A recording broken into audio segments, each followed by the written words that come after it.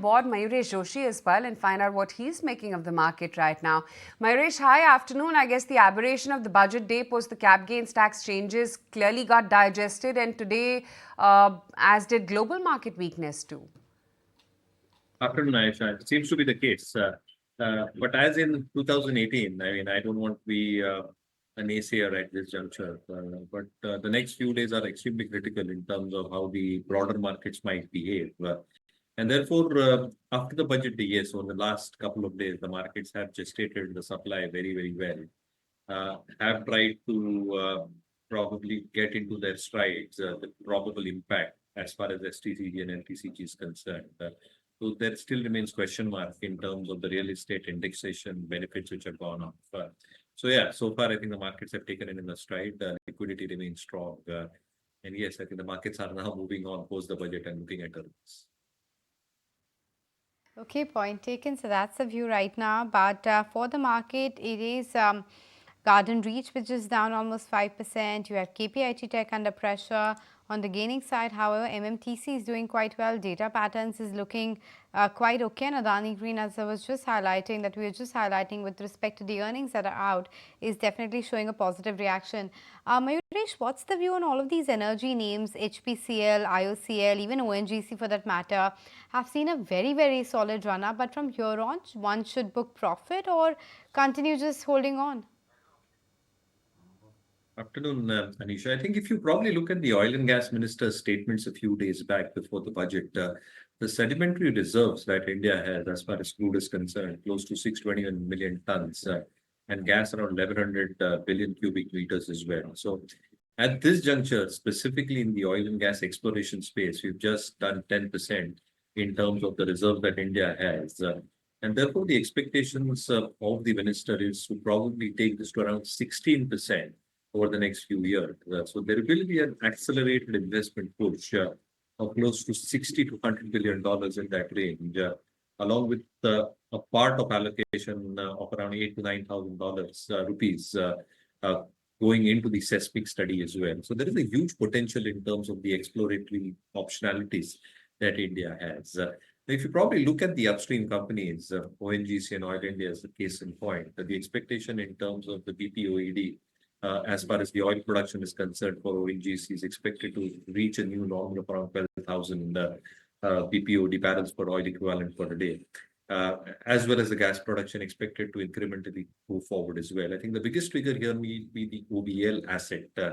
What probably happens in terms of the throughput on the OBL asset is going to be extremely critical in terms of the overall volumes. And similarly for downstream companies, you're probably expected to see crude prices remaining far more stable in the coming few quarters, adjusting for the inventory gains stroke losses in this quarter or two. The larger term trajectory or the longer term trajectory needs to be very, very stable, which means both the pipeline business as well as expectations of at some point China coming back, leading to a recovery in the downstream business is something that the street is probably looking at.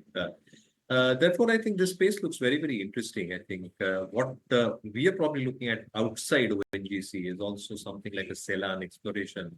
Our own sense is the three fields that Ceylon has, specifically Bakrol, Karjisan, and Lohar. There has been a significant throughput that can get achieved in the next couple of years as wells have got drilled. And therefore, Bokral and Karjisan, with two more wells expected to get drilled and added to the contribution, should add significantly.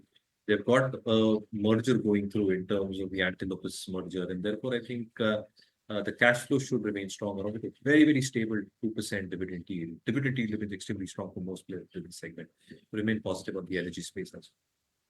Laurus Labs, which is recovering quite smartly right now, and that's because the management has maintained their FY25 outlook. It was a very disappointing set, at least on the profitability front. So that's why when the first tick reaction was there after the earnings, there was a sharp downtick. But the stock not only has recovered all of that, it's actually moved into the green right now because the commentary is something which is fairly positive, though of course we'll have to see whether the street believes that and takes notice of that or not.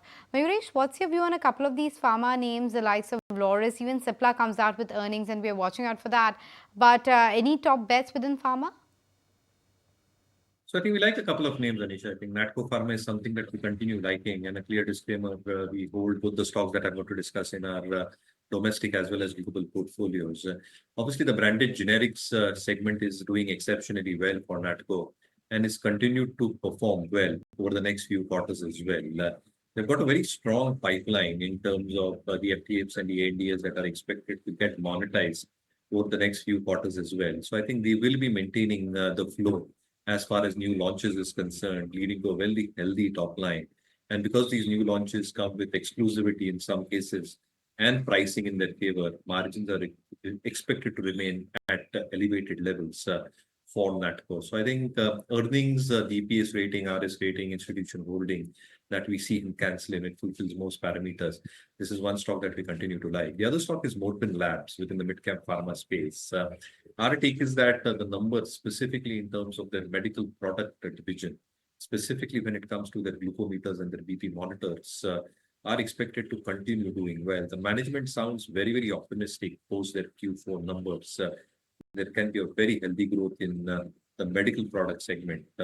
And as the medical product sales grow, I think the strip sales compound in even a greater fashion, which creates a huge kind of an annuity business as far as this line is concerned. They've got very strong APIs, 6 APIs, which are very, very strong and lead to cash flows and more expected in the next few quarters. So management is very, very hopeful of a double-digit earnings growth expected to come through, leading to better numbers on the bottom line as well. So Morphin and Natco is something that we continue liking. Cipla and Dr. Reddy's, as a clear disclaimer, is something we continue holding in our global portfolios. Right, okay, Mayuresh, stay with us. And speaking with us, we're ending in the red but just mildly, so we'll see how they. If you like this video, then like, share and subscribe to ET Now.